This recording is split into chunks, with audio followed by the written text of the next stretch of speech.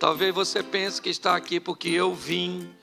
Talvez você pense que está aqui porque você viu um anúncio, uma divulgação, alguém te convidou. Eu não sei por que motivo você pensa estar aqui. Eu sei que todos nós só estamos aqui por um motivo. Porque Deus rompeu todas as barreiras que pudessem nos impedir de estar aqui. E Ele nos trouxe. A desculpa que Ele te deu, eu não sei. Certo? Eu vim porque disseram que vinha um cara engraçado. Eu nem sou tão engraçado assim. Eu vim porque um chato me convidou. A pessoa é chata mesmo, mas você tinha que vir. Ok? Então, eu quero compartilhar com você algo que eu acredito que pode influenciar muito o seu relacionamento com Deus e com a sua própria vida. Eu entendo que o propósito bíblico, ele é primeiro falar de uma vida eterna, fazer com que você e eu venhamos entender que essa vida aqui é transitória, mas que nós temos uma vida eterna após essa aqui. Então, o primeiro e fundamental objetivo da Bíblia é nos reconciliarmos com Deus, certo? E um dia estarmos com Ele em glória, voltarmos para onde viemos, amém? Mas a Bíblia também tem um segundo motivo que é extraordinário, te dá informação para você viver de uma forma excelente aqui na terra. Que você seja feliz, que você se divirta nesses 80 e poucos anos, 70 e poucos anos, 60 e poucos anos que você vai passar por aqui, certo? Se você passar de 80, aí já está fazendo hora extra, não é? Mas a Bíblia me diz uma coisa: depois daqui eu vou morar no céu. E antes de morar no céu, eu moro onde? Então eu vou me divertir por aqui.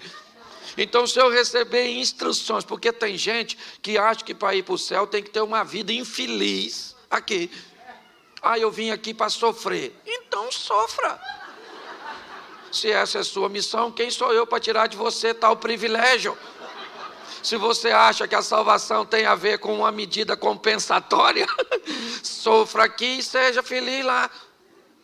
Agora, eu só quero te lembrar uma coisa: sofrer é verbo.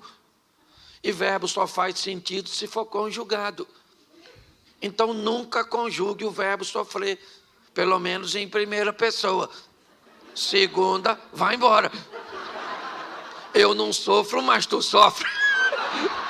Nós não sofremos, mas vós, eles, e então saem desse ambiente, certo? Vai ter uma vida extraordinária aqui nessa terra. Deixa eu te fazer uma pergunta: tem gente aqui que vai ter uma vida muito difícil aqui nessa terra, muito difícil, e depois vai para o céu? Sim ou não? Sim ou não? Pois é. Tem gente que vai viver uma vida muito fácil aqui e depois vai para o inferno? Tem? Pois é. Tem gente que vai viver uma vida muito difícil aqui e depois ainda vai para o inferno. Mas tem gente que vai viver uma vida muito legal aqui e depois vai para o céu.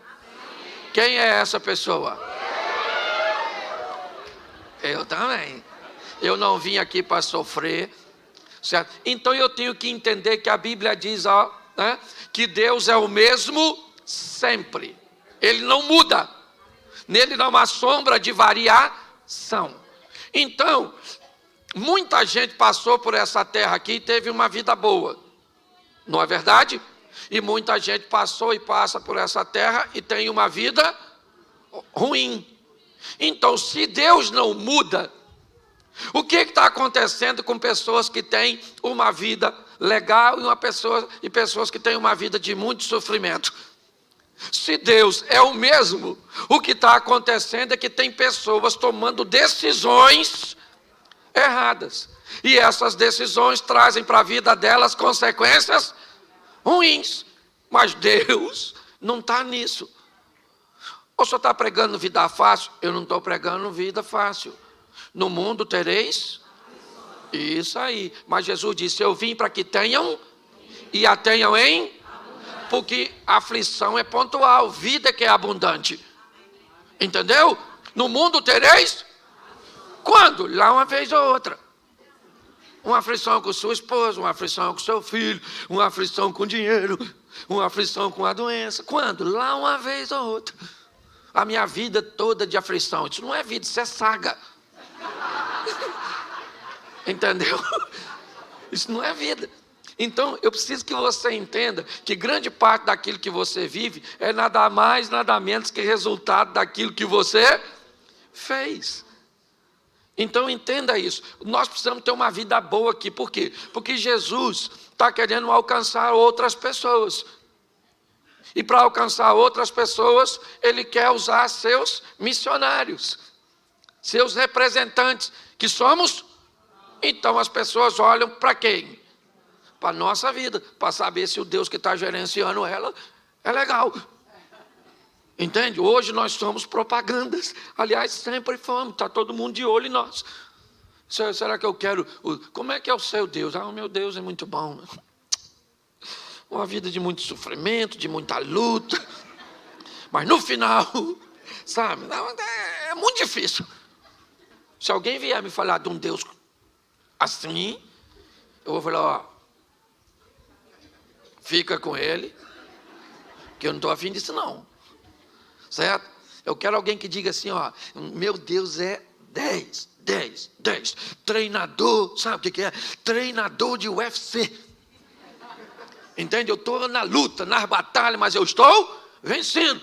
Uma hora levo umas pancadas aqui, outras ali, mas no final de tudo, levanta a minha mão e sou eu que ganhei essa história. Nós temos que levar uma visão positiva para as pessoas. E daí, eu preciso te dizer mais uma coisa antes de ler o texto. Que a história bíblica ela é feita de trevas e luz. Reino das trevas em batalha contra o reino da luz. Reino das trevas, na verdade, é representando a ignorância. E o reino da luz, o conhecimento. É assim. O que nós temos que entender é que há uma batalha entre conhecimento e ignorância, entre luz e trevas. Porque o conhecimento liberta e a libertação te leva para uma nova fase da sua vida. Conhecereis a verdade e a verdade vos... Isso, Jesus é a verdade, sim ou não? Mas a verdade também é a verdade. A verdade sobre coisas. Por exemplo, quantos brasileiros temos aqui? Levanta a mão, os brasileiros. Baixa a mão. Então você vai entender o que eu vou falar, é para eu não dar um exemplo equivocado. Quem aqui lembra, né? Quando você era pequenininho assim, se você chupar uma manga, não pode tomar leite, que senão você morre. Levanta a mão. Isso aí. Quem lembra assim, quando estiver dando uma trovoada, cobre o espelho, senão atrai. Levanta a mão. Nossa, brasileiro é fantástico. Você lembra disso? Só terminou de jantar, se tomar banho, morre. Quem lembra disso? Todos nós já fomos ignorantes. Presta atenção. Hoje, se você chegar em casa, tiver uma manga e um litro de leite, você faz o quê se você tiver com fome? Você faz o quê? Uma vitamina? Hoje você faz. Antes você fazia? Não. Lembra do chinelo virado? Chinelo virado, você passa mal. Nossa, chinelo virado é um negócio extraordinário, não é? Dava até para virar o da sogra. Escute só. O que aconteceu com o chinelo virado? O que aconteceu com a manga com leite? O que aconteceu com o banho depois do jantar? Porque você recebeu alguma coisa que acabou com tudo isso. E sabe o nome disso?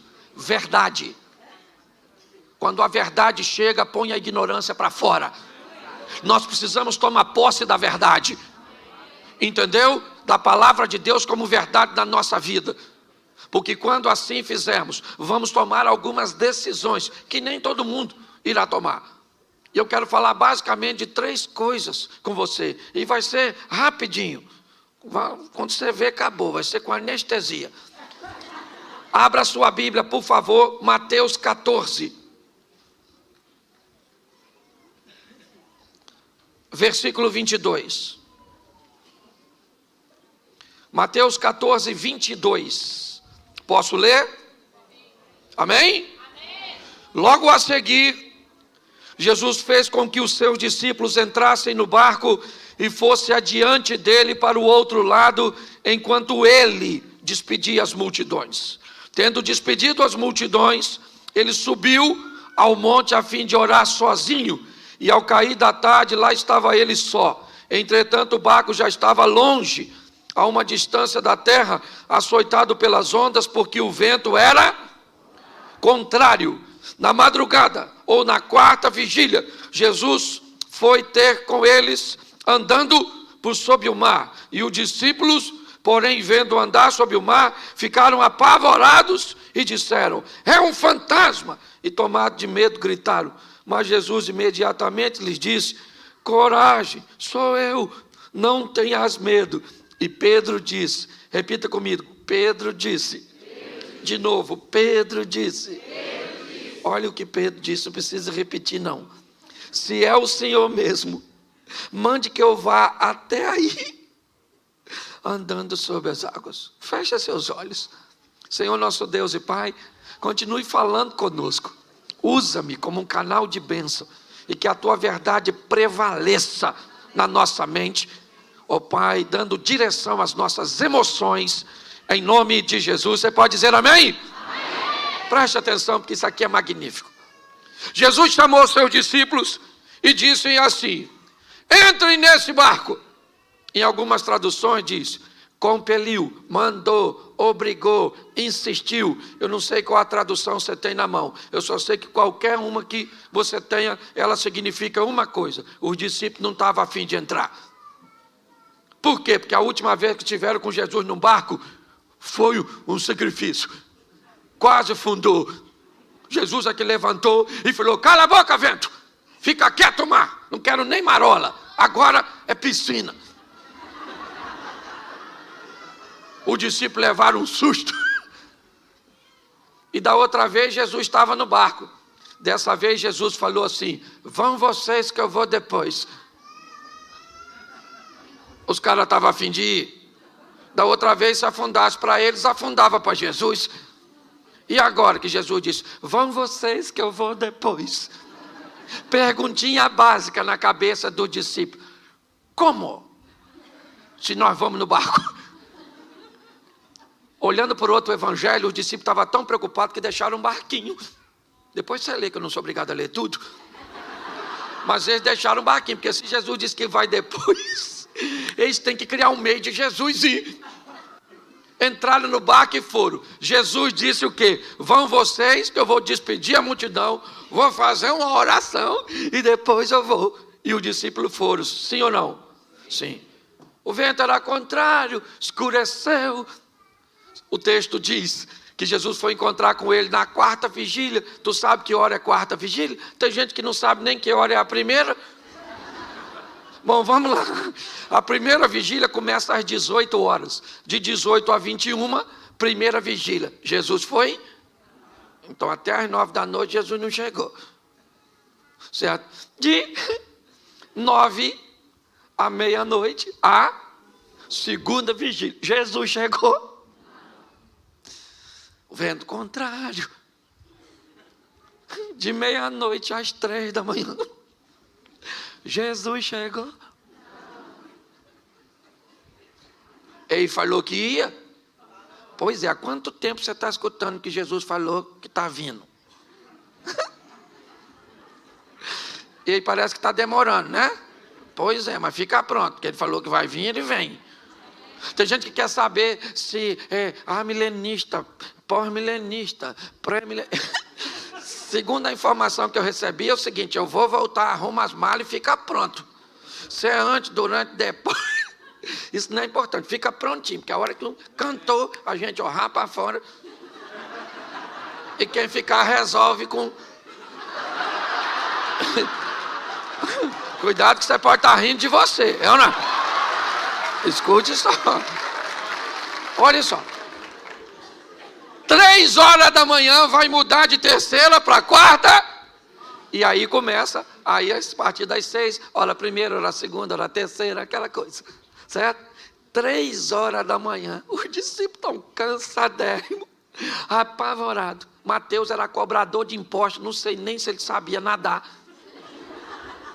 Aquela tribulação dentro do barco, todo mundo com medo. Quem é que aparece andando em cima d'água? Jesus.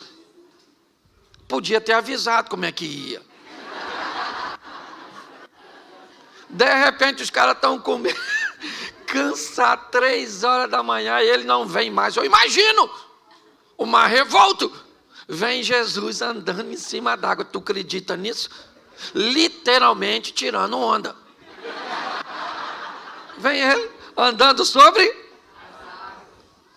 Quando os discípulos viram isso, começaram a gritar: olha lá um fantasma, socorro! Não tinha mulher não, era só homem.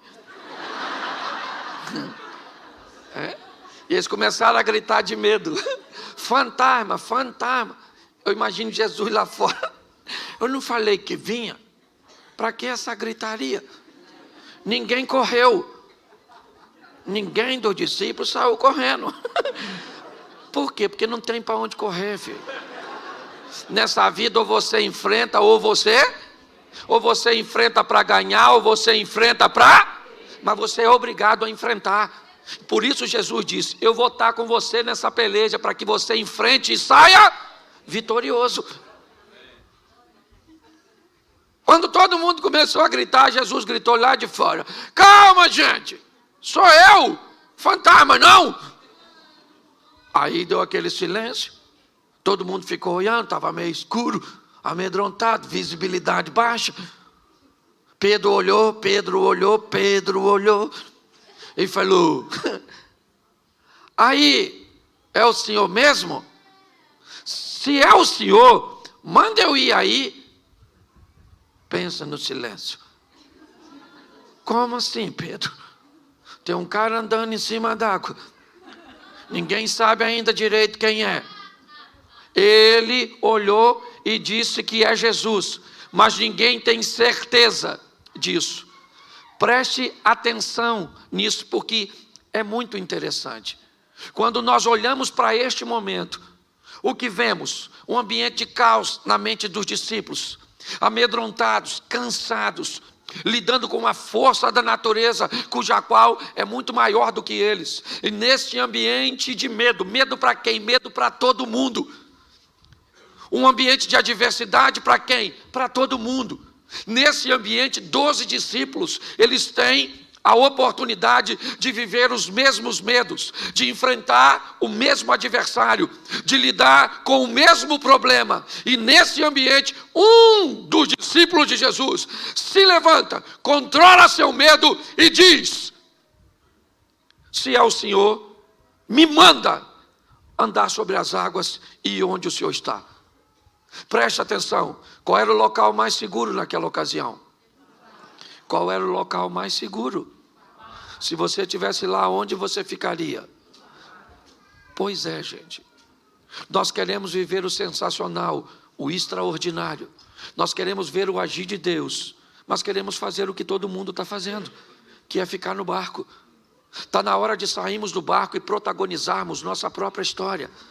Está na hora de pararmos de sermos meros narradores de milagres alheios e trazer um ambiente de milagres para a nossa casa, para a nossa vida, para a nossa família, para nosso casamento, para nossos filhos, para nossos negócios. Eu não tenho problema com quem conta milagre dos outros. Não, eu tenho um montão de amigos que vivem seus milagres extraordinários. Mas eu também tenho os meus.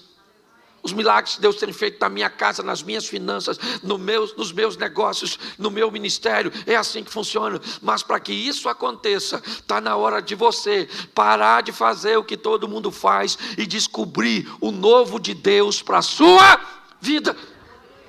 Pedro falou: deixa eu ir aí. O que Jesus falou com ele? O que tinha onde Jesus estava? Nada. O que Pedro foi fazer lá? Nada. Jesus poderia falar: calma, Pedro, poxa, eu estou chegando aí. Já eu estou aí, vim aqui para quê? Jesus parou e falou: chega aí, Pedro, pode vir. Pensa, Pedro saindo do barco. O discípulo deve ter falado o quê? Pedro bebeu? Ele não deve estar bem da cabeça. É ou não é? O que ele quer ir fazer lá fora?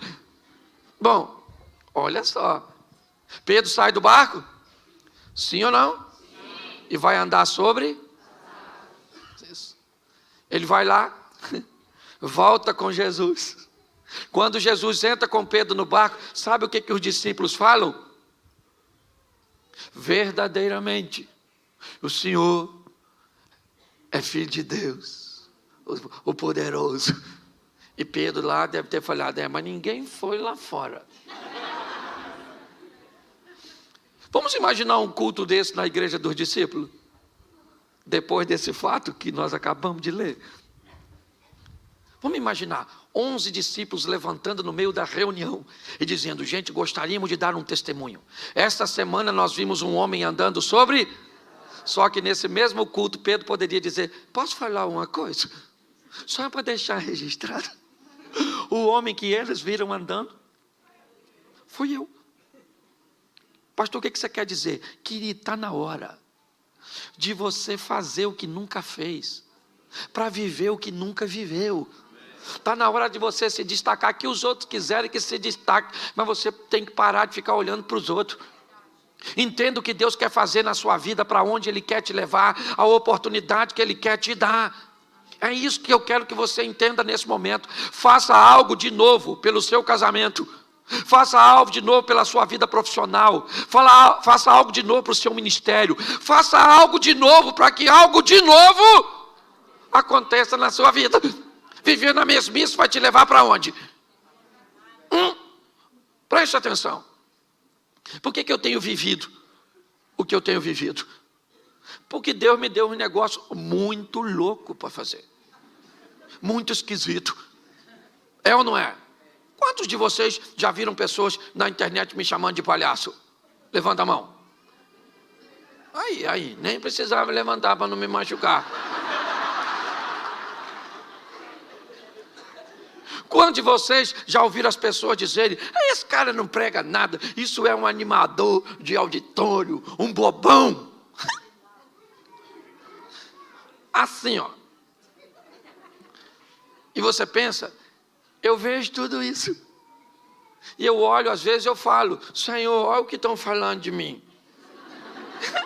E uma vez eu estava orando, eu senti no meu coração Jesus falando comigo: você já leu o que falava de mim?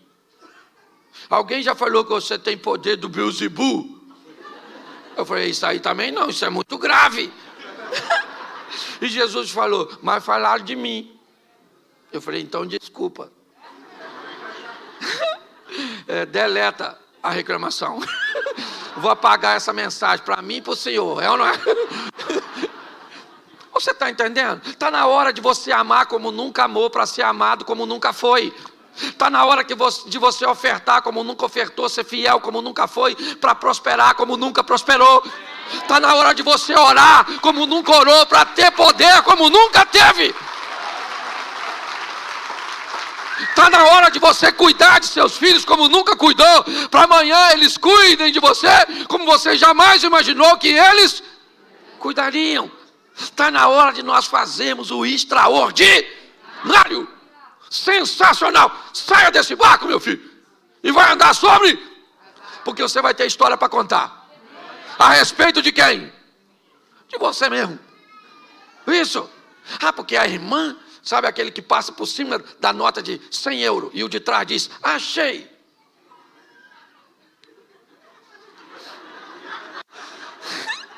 Era eu que tinha que achar. Aí como é que você conta essa história? Alguém perto de mim achou 100 euros.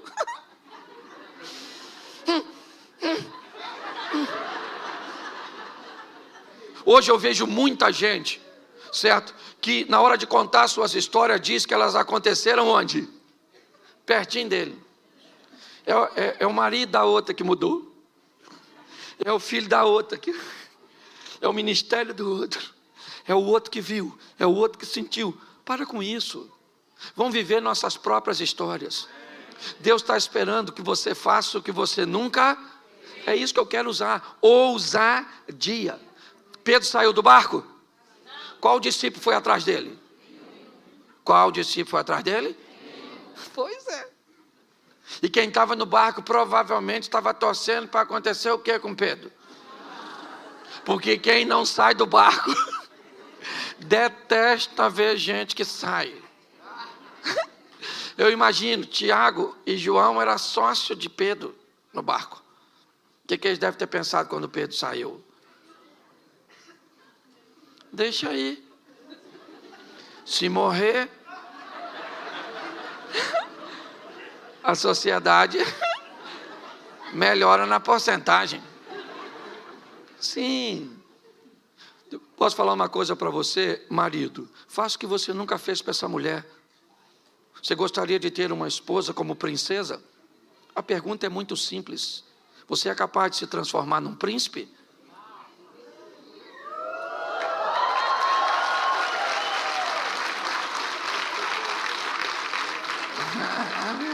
A senhora não pensa que eu vou deixar isso barato?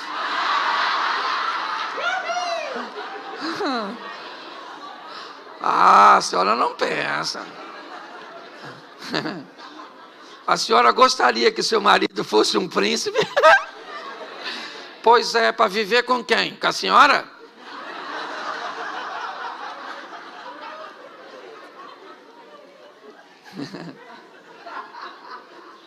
Você lembra da história do príncipe que era um sapo? Lembra? Quem beijou? A princesa.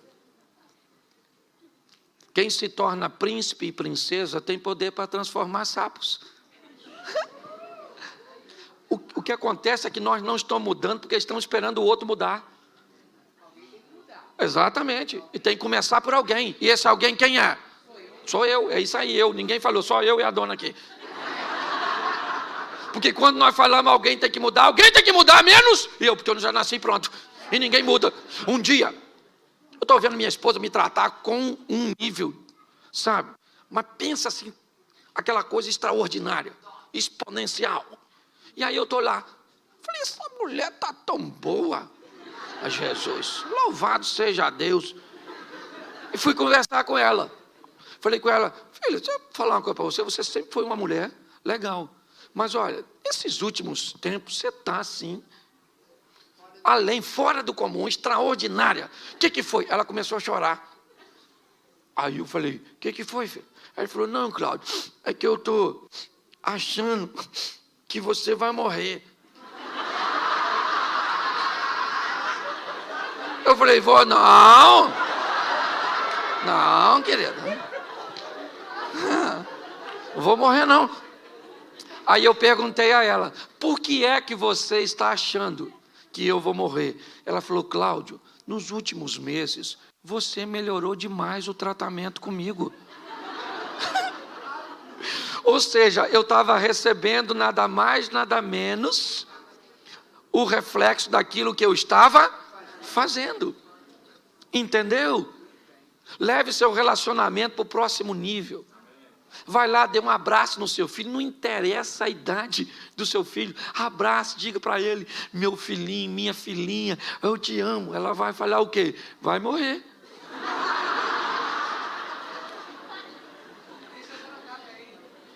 Deixa eu te falar, alguém tem que mudar. Eu gosto de uma história de um camarada, que a casa dele estava bem bagunçada, bem assim, certo? Estava bem estranha. E aí, ele foi procurar um homem de Deus que recomendaram a ele, um cara que tinha visões, que orava, que Deus falava. Aí ele chegou lá e falou, moço, eu queria falar uma coisa para o senhor. Me indicaram aqui o senhor, eu não sou nem religioso, mas eu estou com a minha família. Deixa eu explicar uma coisa para o senhor, como é que estão as coisas lá em casa. A gente não está se entendendo, estamos discutindo demais, estamos brigando. Então, é assim, olha, eu tenho um filho de 14 anos que já foi expulso de 3 escolas. Pensa num menino de comportamento estranho. Meu garoto do meio é viciado. Fuma uns negócios. Um menino. A minha menina mais velha, pensa numa menina, sabe, envolvida com prostituição. Uma menina. Minha esposa, olha só. Minha esposa parece que tem rodinha no pé, anda o dia inteiro na rua. Uma mulher desleixada. E eu também não estou aqui só para falar mal dos outros, não. Entendeu? Até porque minha sogra mora lá em casa. E pensa numa mulher. Olha. E aí eu bebo mesmo. Eu bebo porque eu não aguento isso. Então eu queria que o senhor fizesse uma oração por mim, porque minha casa acabou. O homem orou por ele. E assim que terminou de orar, falou: Deus me deu uma visão. Ele falou: então o senhor fala comigo, porque eu preciso resolver minha família. Ele falou: eu vou explicar uma coisa que Deus falou comigo. Deus falou comigo que Jesus Cristo, o filho dele, está lá na sua casa disfarçado em uma das pessoas. E vocês estão tratando mal o filho dele. E por causa disso a sua casa está assim. O homem falou: o que o senhor está falando? Um dos integrantes da minha família, nosso Senhor Jesus Cristo? Vê se seu endereço é esse mesmo aí nessa visão do senhor, porque tem alguma coisa de errado. A qualidade das pessoas lá em casa não cabe Jesus. E o homem falou: olha, não tem. Foi o que Deus falou comigo. Ele foi para casa, no caminho, ainda tomou mais alguma coisa.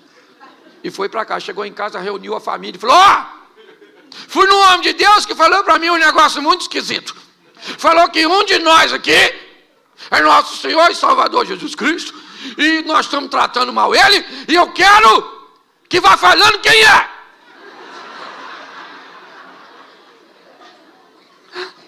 Aí não achava ninguém. O garoto dele mais novo falou: gente, pensa bem, se não foi papai que foi com essa notícia, quem sabe não é ele? Aí a sogra falou: bem capaz de ser esse cachaceiro. Bem capaz. Aí o filho mais velho falou assim: gente, essa história de Jesus não é uma história antiga? Quem sabe não é vovó? O pai falou: Senhor, perdoa esse menino que ele não sabe o que fala. Vê se Jesus... Fica quieto, garoto, drogado. Começou aquela conversa, e daqui e dali, no final não achou ninguém. Quando a conversa acabou, o filho mais velho procurou o pai e falou: pai, falando sério agora com o senhor já pensou se for vovó? E o homem falou assim: eu pensei, meu filho, depois que você falou, porque o pouco que eu conheço de Deus, já ouvi falar que ele faz umas coisas muito estranhas para confundir outras. E eu estou pensando que pode ser sua avó. A partir daquele dia, baseado nisso, ele começou a tratar melhor a sogra. A mulher dele, que viu que agora ele tratava melhor a mãe dela, começou a tratar melhor ele também. A sogra, que viu que estava recebendo carinho de uma fonte onde só recebia agressividade, começou a gostar do genro. Os filhos, que viram que os pais estavam se acertando e que as coisas estavam se acomodando, começaram a se reposicionar em seus comportamentos. No passar de pouco tempo, aquela família estava totalmente restaurada, porque alguém resolveu mudar a sua postura e aprender a lidar com alguém que entendeu que nessa pessoa Jesus Cristo morava. Quando você olhar para seu marido, não veja seu marido, veja Jesus morando nele. Passe a tratar este homem melhor, porque talvez ele consiga despontar, fazer com que esse poder, esse comportamento venha fluir de dentro dele para consertar a sua família. Mas para a nossa vida mudar, precisa de atitude de um Pedro, de alguém que resolva ser o primeiro a sair do barco, a enfrentar um ambiente estável, a enfrentar a escuridão, a enfrentar a incredulidade dos outros, mas entende para onde está indo. Pedro disse: se é o Senhor, eu queria lembrar você, Lucas capítulo 5, o primeiro encontro de Jesus com Pedro. O primeiro encontro de Jesus com Pedro, depois cansado também de uma noite frustrante, onde não pegou nada, Pedro ouve de Jesus o seguinte: vamos pescar agora, depois de uma ministração que Jesus havia feito. Pedro disse: Senhor, sob a tua palavra eu vou lançar minhas redes. É o Senhor que fala, porque eu sei que não tem nada. Eu sou pescador. Eu entendo, acabei de vir de uma noite que não peguei nada, só cheguei aqui com minhas redes sujas, acabei de lavar e o Senhor manda lançar de novo, então diga onde eu devo jogá-la. É esse mesmo Pedro, que sabendo disso na primeira experiência, disse lá no final: se o Senhor falar, se o Senhor mandar, eu vou andar sobre as águas. Pois é, Cristo me mandou nessa manhã aqui dizer para você que você está autorizado a andar sobre as águas para viver os milagres que Ele tem para a sua casa, para a sua família. Amém? Mas Ele precisa, sendo o mesmo, que você não seja mais o mesmo. Entende? Ele continua o mesmo e nós temos que mudar para levar nossa vida para um outro estágio, para uma outra dimensão. Posso ouvir um amém? Eu quero usar um outro texto. Abra sua Bíblia aí, 1 Samuel, lá no Velho Testamento. 1 Samuel, capítulo 16. Eu acho que é isso.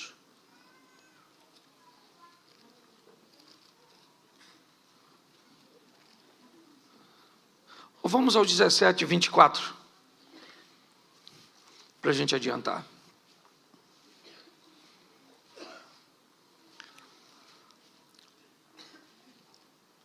Repita comigo 24. Todos os israelitas, vendo aquele homem, fugiam de diante dele com muito medo, e diziam uns aos outros: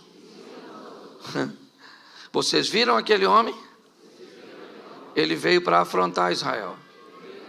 Presta atenção, enquanto Pedro nos inspira a ter ousadia, Davi vai nos inspirar a ter coragem. Preste atenção, o texto diz que há um ambiente de guerra no vale de Elá, ou de Socó, não sei como é que está a sua tradução. E nesse ambiente de guerra, há um soldado muito poderoso, vindo das tropas inimigas dos filisteus. Certo? E a proposta dele não é que haja guerra entre as duas nações, mas que haja um duelo, onde um soldado de Israel vai aceitar o convite para duelar contra esse soldado filisteu, Golias, um gigante, e não gigante simplesmente pelo tamanho, mas pela estrutura de indumentária de batalha que ele carregava sobre si. Só olhar para um homem, certo, de uma nação inimiga, vindo com aquela couraça, com aquele escudo, com aquele capacete, aquele homem na verdade era a representação de um tanque de guerra. Por isso que todos olhavam para eles e sentiam medo. Uns conversavam com os outros: viu o gigante? Rapaz, o cara é grande, matador desde garotinho, ninguém pode lutar com ele. Estavam certo ou errado? Claro que estava certo. Olhou para o cara é grande, quase matou a mãe dele quando nasceu. O cara extraordinário era o Golias. Olha só, e agora quem é que chega no vale de Socó, puxando um jumentinho? Davi. Estacionou o jumento. Eu acho isso maravilhoso. O texto diz que uns diziam para os outros: viram aquele homem que subiu para afrontar? Uns diziam para, só que Davi não estava lá. Então Davi não ouviu ninguém falar com ele, porque ele acabou de chegar. Entendeu? Uns falavam para o outro, uns viram, está difícil, o cara é grande, nossa, grandão, olha, a espada, o escudo, a lança, nossa, que medo. Davi está escutando isso? Davi está matando o leão, matando o urso, o menino está arrebentando. Olha só, então ele chega limpinho, porque é isso, eu queria limpar a sua mente hoje. Eu queria limpar a sua mente dessas palavras negativas. O ambiente é muito difícil. A situação é muito desafiadora. Meu Deus, vida, céu. Não, querido. É olhar para o gigante e dizer: Senhor, é grande mesmo. Dependendo da religião, benza a Deus. Isso é legal. Olhar para a situação né? Que ela tem tudo para te amedrontar, para te acovar. Davi acabou de chegar. Quando ele chegou, o que aconteceu? O Golias saiu e falou: tem algum homem aí? Ninguém falou nada. Davi acabou de chegar, não sabe de nada. Falou: o irmão dele mais velho falou: cala essa sua boca. Cala essa sua boca. Isso aqui não é ambiente seu. Cadê aquelas ovelhinhas que você deixou com quem? Seu pretensioso. Vim aqui, eu sou seu irmão mais velho. Você briga com o cara, eu tenho que te defender. Davi falou: calma, que é isso? O que vão dar para quem matar o gigante? Davi, ó, é corajoso, mas não é bobo. Ele quer saber prêmio. Alguém falou: escuta só, quem matar o cara lá, um negoção, ó. Casa com a filha do rei, fica rico e não paga imposto. Davi olhou e falou: vocês não estão sério? Casa com a filha do rei, fica rico e não paga. Ninguém mata esse gigante. Porque esse gigante, na verdade, é a oportunidade de eu mudar de vida. Então, se eu matar, eu fico rico. Caramba. Vira o príncipe porque casa com a filha do rei e sai dessa carga tributária. Esse cara não é problema, esse cara é a solução. Você consegue já ir pegando? O problema que você está enfrentando não é problema, ele é a possibilidade que Deus criou para você vencer e se promover. Para ir para a próxima vida. É o próximo estilo de vida. Davi falou: eu mato ele.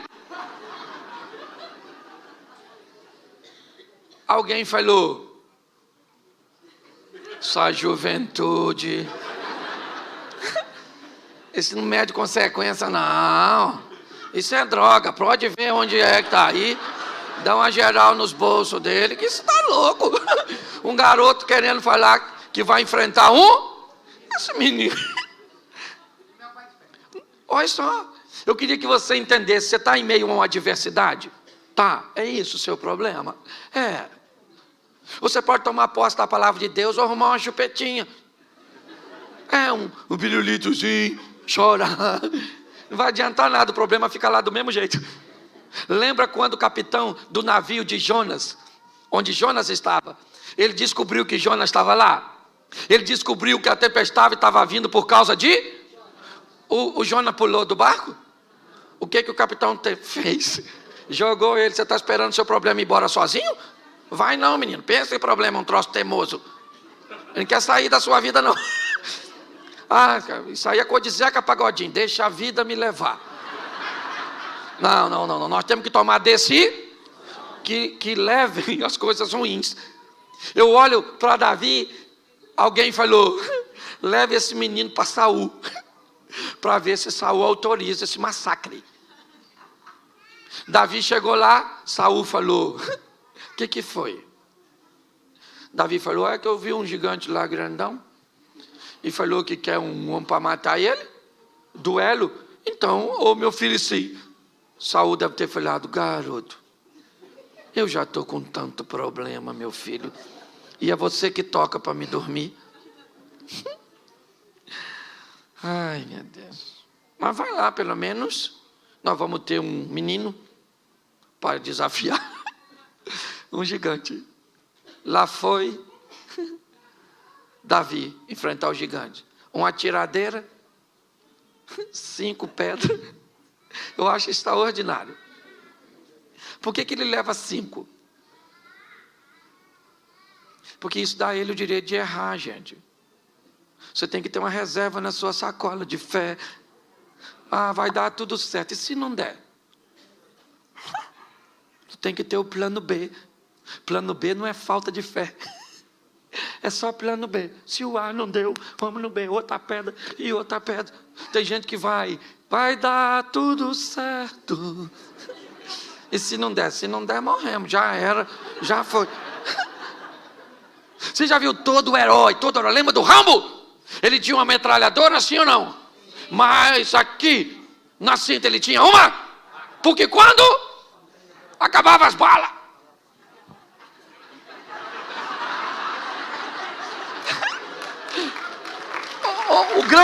a grande questão da história é que nós achamos que às vezes as coisas vão acontecer logo de início. Vá preparado. Davi foi.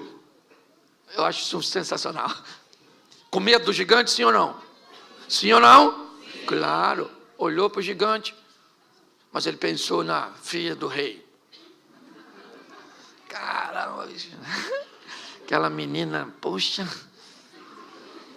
só tem que viver eu, só isso. Só isso, é só isso. Outra coisa, ovelhinha nunca mais. Agora você é o dono da ovelha, isso aí, imposto, que é isso, imposto? Agora nada de imposto, pagar mais nada. Vamos lá. Quando ele chega, está todo mundo olhando.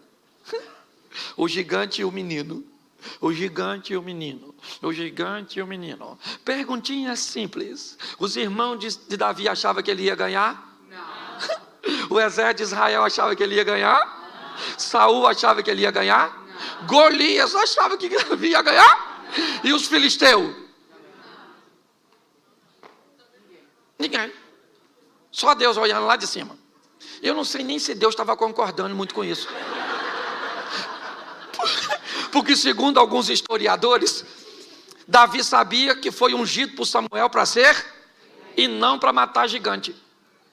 Então eu imagino Deus olhando. Vai encarar o gigante. Nem autorizei. Porque Davi não perguntou a Deus em oração se era para matar o gigante. Ele falou que ia quando ele viu os prêmios. Só que o extraordinário é o que Davi diz. Quando ele vai enfrentar o gigante, ele diz assim, ó: você vem a mim com espada, escudo, lança e outras indumentárias mais, mas eu vou contra você, em nome. Pensa Deus escutando isso, ainda que já soubesse. Vamos imaginar aqui uma figura ilustrativa, o anjo falando com Deus: Senhor, o senhor viu em nome de quem ele vai?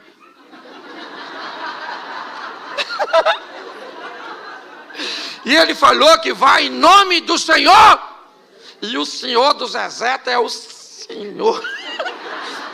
O que Deus deve ter falado? Golias morreu. Se esse camarada vai enfrentar o inimigo em meu, o inimigo já caiu. Você está entendendo? É isso que eu quero que você entenda.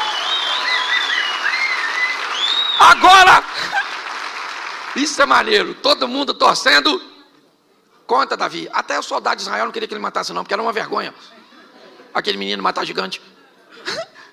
E aí tá lá. Davi falou: vou dar uma pedrada na cabeça desse cara. Ô gente, isso para mim inspira a sua juventude. Porque quando é que a gente resolvia coisa na pedrada? O maior vinha te bater, o que você fazia? Vem! Vem agora, vem! O cachorro vinha te pegar, você fazia o quê? Pegava na pedra. Escute isso. Você pode rir, não tem problema, isso faz parte do meu ministério. Você não pode perder a mensagem. Suas batalhas só serão vencidas se Deus estiver à frente dela. É com ousadia, fazendo o que ninguém faz, que você vai chegar onde ninguém chegou. Não queira o posto dos outros, queira o local que Deus tem para você. Quando eu olho para esse momento, o que eu vejo? Eu vejo um menino num ambiente de incredulidade, mas um menino que tem uma história com Deus. Foi isso que ele disse para Saul: eu matei leão, eu matei urso. Eu tenho experiências com Deus num ambiente onde ninguém é capaz de enxergar. E é no anonimato que nós aprendemos que Deus vai nos dar oportunidades extraordinárias. Entendeu? Às vezes queremos ser ovacionados, vistos, reconhecidos, mas aprendam uma coisa: é na intimidade, é no secreto, é na oração da madrugada. Entendeu? É naquelas coisas particulares que a nossa fé vai se fundamentando, que vai se estabilizando. É isso. Davi chega agora num ambiente de notoriedade, é verdade, mas trazendo consigo uma bagagem do escondido. É ou não é? Da experiência entre ele e Deus. E ele mata o gigante. A pedrada atinge exatamente, certo? A fronte do gigante e ele cai. Ele morreu, o gigante?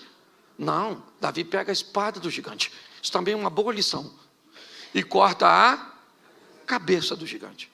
Posso te dar um exemplo que pode parecer estranho? Você já viu alguém na rua sem dente? Já viu alguém na rua sem braço? Já viu alguém na rua sem cabelo? Já viu alguém na rua sem cabeça? Não. Porque quem corta a cabeça resolve o problema de uma vez por todas. Pare de dar paliativo para o seu problema. Entre nele para vencer de uma vez por todas. Corte a cabeça desse problema. Extirpe este mal de uma vez por todas.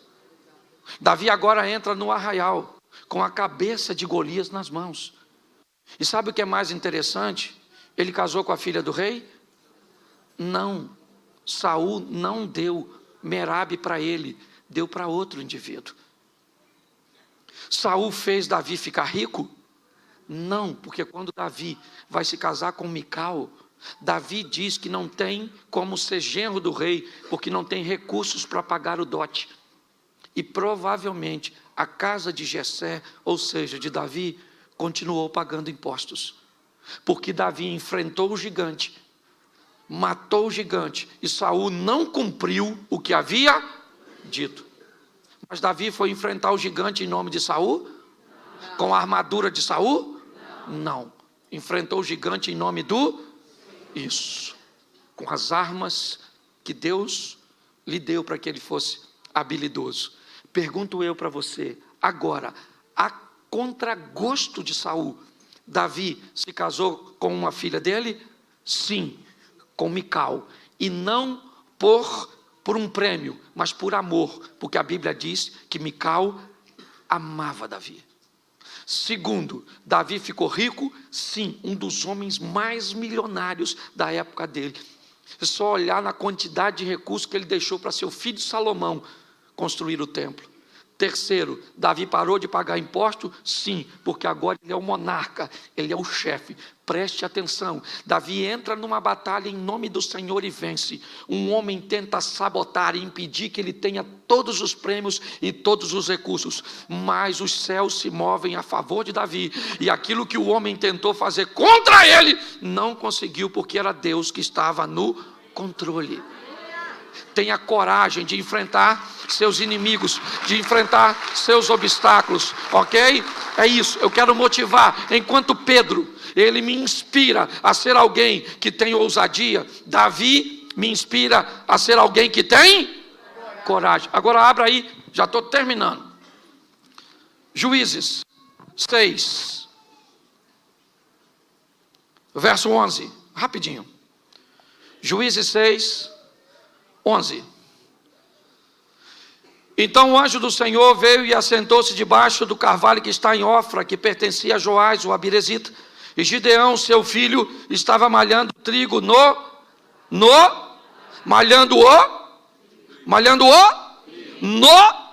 olhe para mim agora, porque eu preciso terminar com você aqui. Primeiro, você sabe o que é um lagar? Sim, um tanque para beneficiamento de uvas, onde as uvas eram pisadas. Certo? Você sabe que para se malhar um trigo precisava de ter uma eira, um campo aberto, mais ou menos como um local de secar café, onde jogava o trigo, passava algo em cima e depois se recolhia.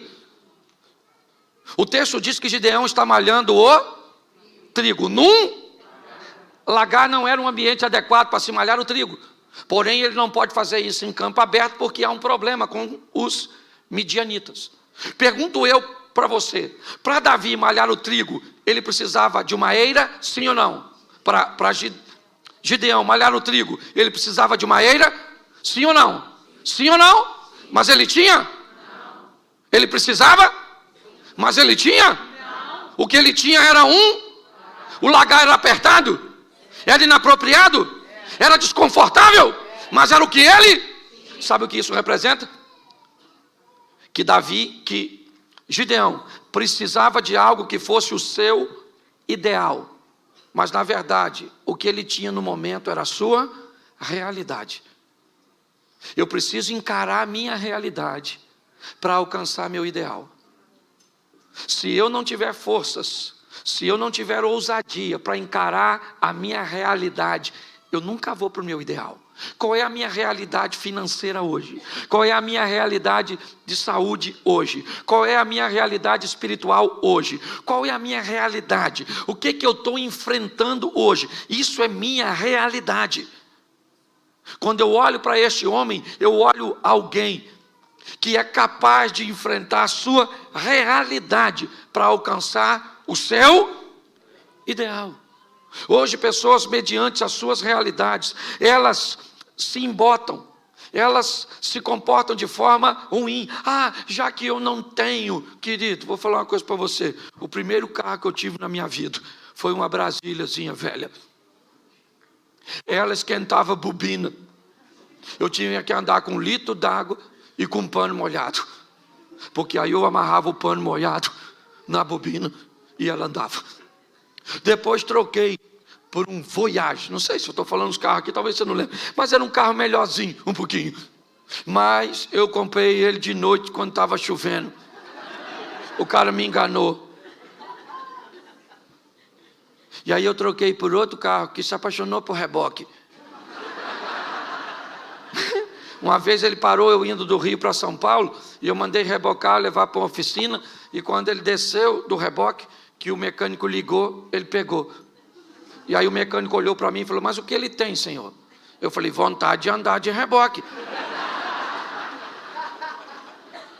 Eu só quero que você entenda que às vezes vai fazer parte, você vai ter momentos e coisas na sua vida que não são seus ideais, mas são suas, e você precisa trabalhar a sua realidade.